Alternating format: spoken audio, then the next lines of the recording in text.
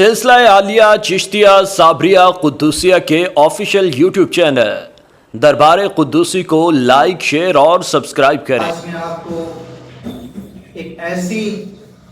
تسبیح کے بارے میں بتاؤں گا جو رزق کو اپنی طرف کھینچتی ہے، جس کے سبب رزق کی تقسیم کیا جاتا ہے، جو فرشتوں کی تسبیح ہے، جس کے پڑھنے سے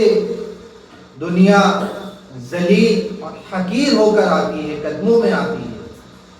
تو پوری حدیث سماعت فرمائیں کہ ایک شخص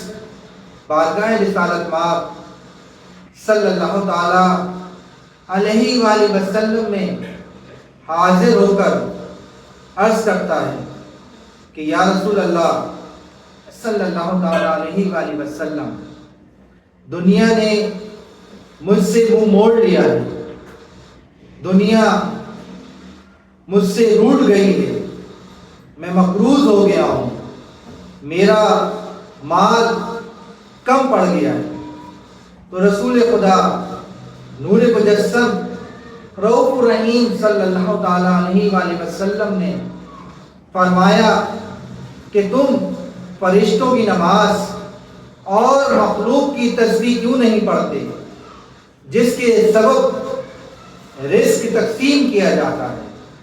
عرض کی کہ یا رسول اللہ صلی اللہ تعالی علیہ وآلہ وسلم، وہ کیا ہے؟ ارشاد فرمایا کہ سبحان اللہ و بحمدہ سبحان اللہ العظیم استغفر اللہ۔ صبح صادق سے نماز فجر کے درمیان 100 مرتبہ جو یہ کلمات پڑھ لیتا ہے تو پھر دنیا اس کی طرف ذلیل ہو کر حقیر ہو کر آتی ہے، اور اس کے پڑھنے والے کے لیے ہر کلمے کے بدلے ایک فرشتہ پیدا ہوتا ہے، اور قیامت تک وہ یہ تسبیح پڑھتا رہے گا، اور اس کا ثواب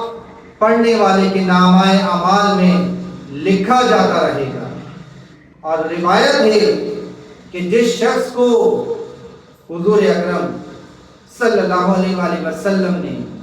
یہ تسبیح پڑھنے کو بتائی تھی، جب دوبارہ وہ بارگاہ رسالت مآب میں حاضر ہوا تو عرض کرنے لگا کہ یا رسول اللہ صلی اللہ علیہ وآلہ وسلم، اتنی مال و دولت کی فراوانی ہو گئی ہے، اتنا رزق مجھ پر کشادہ ہو گیا ہے کہ میرے تمام قرض بھی اتر گئے ہیں، اور اب میں اس اللہ کی عطا سے، اللہ کے دیے ہوئے مال سے صدقہ و خیرات بھی خود کرتا ہوں۔